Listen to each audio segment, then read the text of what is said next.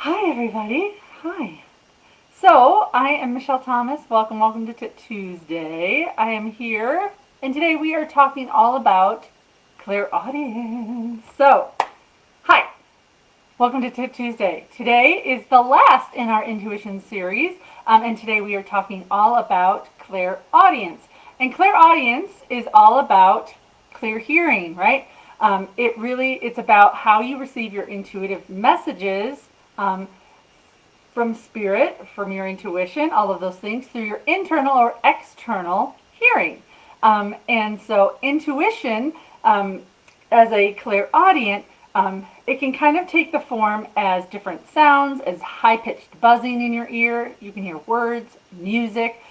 Sometimes you hear not just words, but certain song lyrics will resonate with you. But like I said, that high pitched ringing in your ears is one that I know it comes across for me. And these messages are usually really calm and even. It's not the chaotic voices that maybe someone with psychological issues or other health issues that would cause noise in their mind, right? It's a much more calm, even kind of message that you'll receive. And these messages are usually pretty short and sweet, right? It might be just a one word, it might be a sound. Like I said, for me, this is one of my lesser developed clairs, but I will get a high pitched vibrational noise in my ear, if you will. And actually, I can feel the energy shift, and then my ear will start ringing or, like I said, buzzing. And so I don't hear words or anything, but like it'll start, this high pitched vibrational energy will be kind of right around my ear. And then I know that I need to stop what I'm doing, right? I will pause and go, okay, what was that? What am I doing? What does Spirit want me to know right now? And so usually it's either saying, hey, stop what you're doing because you're doing it wrong, or it's not what you should be doing right now. Or it's like, pay attention, like you're on the right track, right? So I just kind of have to sit with that for a minute and figure out what it is that they're trying to tell me. But like I said, it can come in a lot of different ways. And one of the ways that you can tell if this is kind of your main dominant clair is, again, if you hear your name being called and like no one's there, hearing noises when no one's around. You may talk to yourself out loud, as well as you learn things often by hearing or listening versus any of the others. So if you're studying or if you're trying to learn something, it's usually through sound, someone's sharing information, audiobooks, that kind of thing. You're often really incredibly motivated or inspired by music and lyrics. And you're sensitive to music, right? So there's certain things certain kinds of music that you're like, oh, hell no, right? So maybe that's like death metal or something, right? But there'll be some music that you're just like, I can't listen to it. It makes me uncomfortable. It makes my energy not feel great. And so sometimes that can happen as well. You'll get songs stuck in your head sometimes, and that's a big one as well. Maybe you had imaginary friends that you used to talk to when you were a child. Chances are it might have been an angel or a guide who was talking to you as a kid. And then again, if you know about intuition, as children, we are super open to our intuition, and then it gets closed off as we get older because society tells us that it's our imaginations. Our parents tell us that you're just imagining things. And so sometimes that'll get closed down. But as a kid, if you had an imaginary friend that you talk to a lot, chances are it's actually a clairaudient, like you were getting some messages from them. You also may get really overwhelmed in noisy or auditory like overstimulated kind of situations. You need peace and quiet in order to sort of think and to recharge.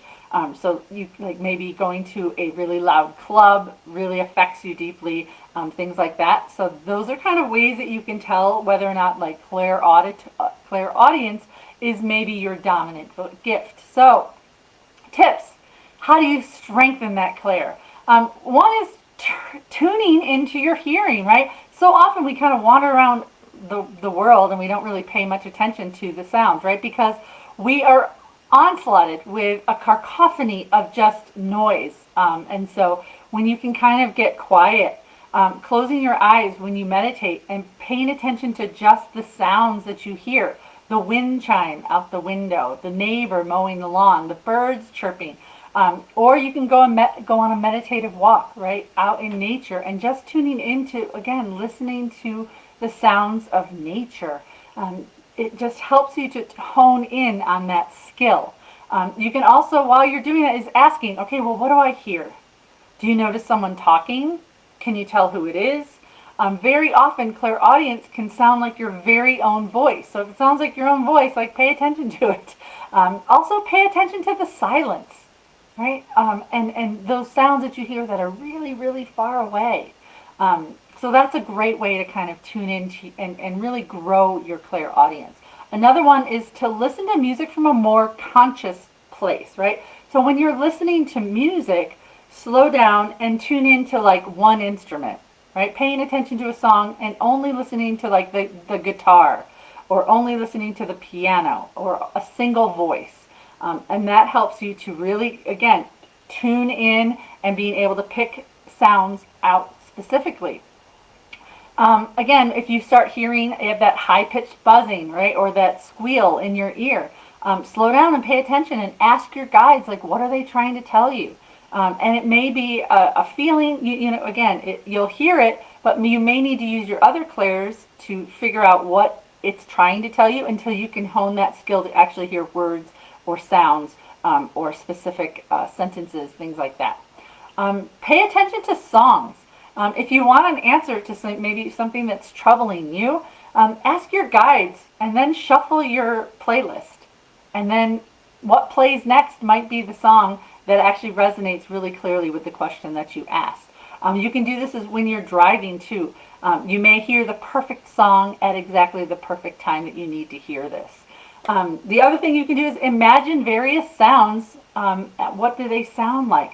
So let's say it's a beautiful sunshiny day, right? But if you imagine, what does the sound of rain sound like? What does the sound of a piano playing, or a river flowing, or the sound of a gong, things like that. So paying attention to different kinds of sounds that aren't actually happening in your space can help you really strengthen that clair as well. And I'm going to highly recommend that you write these things down, right? Because when you start receiving messages from Spirit, and this goes for any of the clairs, I highly recommend you write down the messages you receive, because it kind of helps to, one, keep track of your development, keep track of the messages that you receive, but also it kind of shares with your conscious mind, that ego place that also, look, it's true, it's accurate, it came true, or this was something that I needed to hear at exactly this time, or this answer solved my problem, right? So writing stuff down really does help you to pay attention and have a little bit more awareness, but it also kind of tricks your conscious mind in going, oh, yeah, I guess that's true, right? So you can also use a couple of crystals as well that can help to tune into this clair, such as phantom quartz, selenite, and sapphire.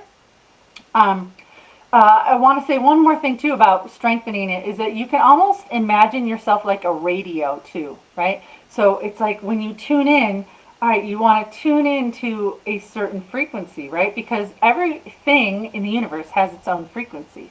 Your angels have a certain frequency. Your guides have a certain frequency. And so when you're visualizing it, like tuning a radio or a satellite dish to get the exact tune, like so you're not getting static, right? Tuning it in, that can help you as well. So those are sort of my tips for the clairaudience. I want to thank you guys for participating in the Intuition series of Tip Tuesdays for the month of July, and today is August. But so the remainder of August, though, I'm going to be diving into energetic healing and how ailments are a reflection of kind of what's happening in our energetic body. It's a physical representation of some things that are happening in your energetic body. So those are going to happen for the remainder of August. I'm going to start doing some of those for Tip Tuesdays. As well, I'm going to have Healings in a Hurry on TikTok and Instagram. There are going to be a new little series of videos that I'm going to do. So make sure you follow Radiant Living HLC on those platforms as well. So TikTok and Instagram, because those are going to be short little videos on healings in a hurry, ways you can really quickly heal your body, mind, and soul. So thank you guys all for being here on Tip Tuesday. I've loved doing this intuition series. And like I said, we're going to be switching things around into a more healing perspective from our physical body and energetic body, and how we can really kind of connect those two and figure out what's going on to heal our lives. So I hope you guys will join me.